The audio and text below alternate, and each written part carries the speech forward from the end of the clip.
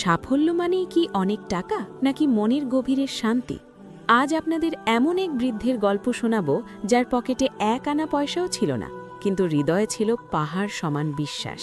মদিনার তপ্ত রোদে এক বৃদ্ধ লোক ক্ষুধার্ত অবস্থায় হাঁটছিলেন। টানা ৩ দিন তার পেটে কোনো দানা পানি পড়েনি।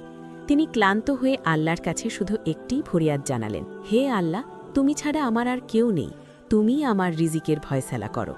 হাঁটতে হাঁটতে বৃদ্ধ হঠাৎ রাস্তার ধারে একটি রেশমি থলি পড়ে থাকতে দেখলেন। কৌতূহলবশত থলিটি খুলতেই তার চোখ কপালে উঠল।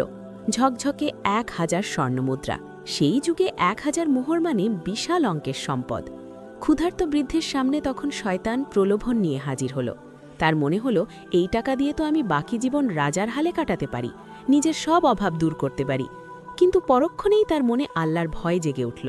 তিনি নিজেকে শাসন করে বললেন, এটি তো আমার আমানত নয়, যার সম্পদ তাকেই ফিরিয়ে দেওয়া আমার ঈমানী দায়িত্ব, কারণ হাসরের ময়দানে আমাকে এই টাকার হিসেব দিতে হবে।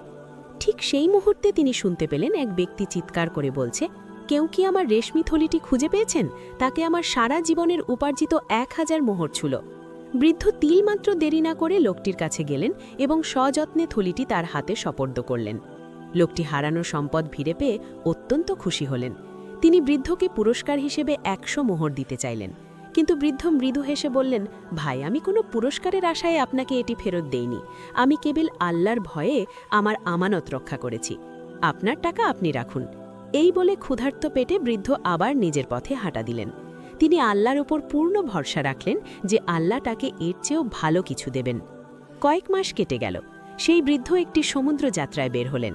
দুর্ভাগ্যবশত মাঝ সমুদ্রে জাহাজটি প্রচণ্ড ঝড়ের কবলে পড়ে ডুবে গেল। জাহাজের সব যাত্রী মারা গেলেও একমাত্র সেই বৃদ্ধ একটি কাঠের টুকরো আঁকড়ে ধরে বেঁচে ফিরলেন এক অচেনা দ্বীপে। সেখানে একটি মসজিদে গিয়ে তিনি আশ্রয় নিলেন। তার সুন্দর কোরআন তেলাওয়াত আর চারিত্রিক মাধুর্য দেখে দ্বীপের বাসিন্দারা মুগ্ধ হয়ে গেলেন। তারা তাকে মসজিদের ইমাম হিসেবে নিয়োগ দিলেন। গ্রামবাসীরা সবাই মিলে জেদ ধরলেন ওই দ্বীপের সবচেয়ে ধনী এবং ধার্মিক এক এতিম মেয়ের সাথে বৃদ্ধের বিয়ে দেবেন। বৃদ্ধ প্রথমে নিজের দারিদ্র্যের কথা ভেবে রাজি না হলেও শেষ পর্যন্ত সবার অনুরোধে বিয়েতে মত দিলেন। বিয়ের রাতে বৃদ্ধ যখন কনের ঘরে ঢুকলেন, তখন তার নজর গেল কনের গলায় ঝোলানো একটি বিশেষ রেশমি থলির দিকে। সেটি দেখে তিনি চমকে উঠলেন। ঠিক একই রকম থলি তিনি মদিনার রাস্তায় কুড়িয়ে পেয়ে ফিরিয়ে দিয়েছিলেন। তিনি কনেকে এই থলি সম্পর্কে জিজ্ঞেস করতেই মেয়েটি চোখের পানি ফেলে বলল, এটি আমার বাবার শেষ স্মৃতি। বাবা একবার মদিনায় ১,০০০ মোহর হারিয়েছিলেন, আর এক অতি সৎ বৃদ্ধ তা কুড়িয়ে পেয়েও ফিরিয়ে দিয়েছিলেন।